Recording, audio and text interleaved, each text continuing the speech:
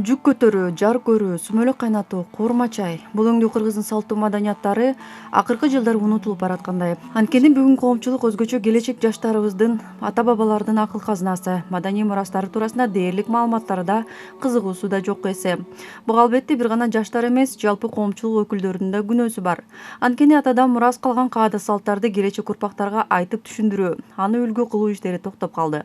Андыктан өзгөчө быйыл жарыяланган тарых жана маданият жылына карата Rural Development Fund же Айылды өнүктүрүү фонду тарабынан салттуу экологиялык билим, анын ичинде ак илбирсти коргоого алуу, ал туурасында калк арасында кеңири маалыматтар жайылтуу ишин колго алышты. Биз Кыргыздын салттуу экологиялык билимдерди ак илбирстин жердеген чөйрөсүндөгү жан жаныбарларды элдин демилгеси аркылуу коргоп чыгуу конкурстун негизиндеги чыккан сүрөт болобу, ыр болобу, жеңип чыккандарды көргөзмө кылабыз.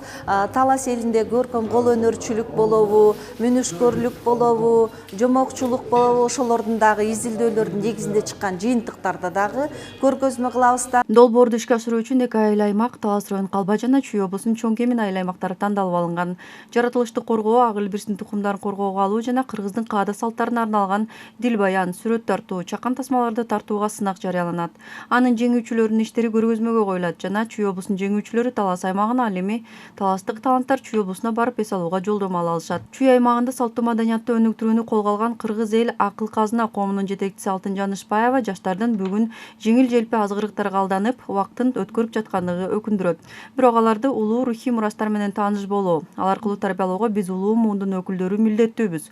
Ошондуктан бул багытта Чүй аймагында этно ашкана, улуттук оюндар жана каада-салттарды даңазалаган маданий иш-чаралар өткөрүлүп турат. Азыркы убактагы жаштарыбыздын кыргыз элинин салттуу билимдерин муундан муунга берүү максатта. Мисалы анын ичинде тарбиялык, ошондой эле этно ашканаларды, салттарды, ырым-жырымдарды деги эле биздин кыргыз элинин жакшынакай макалы аркылуу жаш муундарга берип, аларга тарбия көрсөтүү.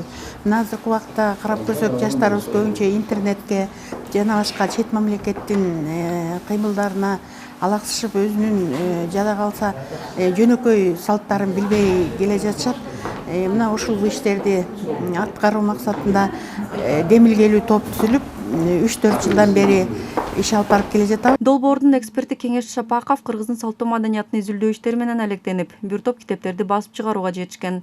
Анын айтымында изилдөө мезгилинде өлкөбүздүн төрт бурчунда болуп, илимде жазылбаган, билим берүү жайларында окутулбаган, бирок эл оозунда айтылып жүргөн кептерди чогултуу башкы максаттарынан болгон жана уникалдуу делген окуяларды, көпчүлүккө белгисиз фактыларды тапкандыгын билдирди. Малчыларга, фермерлерге барганда абдан керектүү билим экен. Бири билсе, бири билбейт, бири билсе, бири билбейт. Анан муну биз көптөп кыдырып, интервью алып, ар кайсы жакшы билген, карыган адамдардан, себеби жыл өткөн сайын ошол билимдер жоголуп баратат. Ар бир адам өлүп калса, ошол киши менен чогуу бир библиотека чогуу өлгөнгө барабар деп. Долбоордун бет ачарына Кыргыз Республикасынын өкмөтүнүн Талас облусундагы ыйгарым укуктуу өкүлүнүн орун басары Азия Жаркынариева жергиликтүү бийлик өкүлдөрү жана жаштардын катышуусунда болуп өттү. Долбоор ак илбирстин тукумдарын жок болуп кетүү коркунучуна да өзгөчө көңүл буруп, аны сактап калуу аракеттерин көрүшөт. Анткени учурда өлкө аймагында 300гө жакын ак илбирс бар. Өкүнүчтүүсү бул жаныбар күндөн күнгө азайып баратат. Кыргызстанда акыркы 12 жылдын аралыгында ак илбирстин саны 10 эсеге азайып кеткен. Ак илбирс Кыргызстандын Чандалаш, Талас, Сусамыр, Чаткал, Атбашы, Молдото, Нарын жана Какшал тоо кыркаларында жашайт. Рахат Бешалиева, Калмурат Меймонбеков, Талас шаары.